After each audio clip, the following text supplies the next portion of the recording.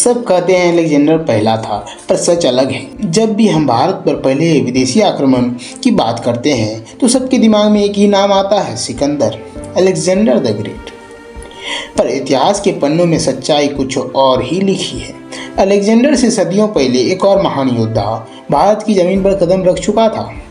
हम बात कर रहे हैं फारस के महान शासक साइरस द्वितीय या साइरस द ग्रेट की।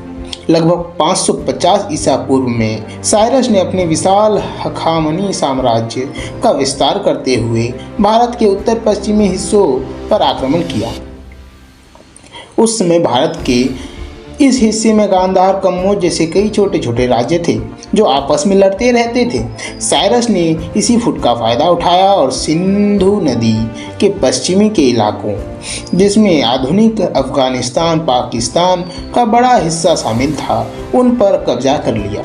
हमें इसका जिक्र वेही स्तूप शिलालेख और प्राचीन ग्रीक इतिहासकारों की लेखनी में मिलता है। यहाँ तक कि खुदाई में मिले फारसी सिक्के भी इस बात की गवाही देते हैं कि यह क्षेत्र कभी फारसी साम्राज्य का हिस्सा था। अलेक्जेंडर द ग्रेट तो बहुत बाद में 326 ईसा पूर्व में आया था, यानी साइरस अलेक्जेंडर से करीब 200 साल पहले ही भारत पहुंच चुका था।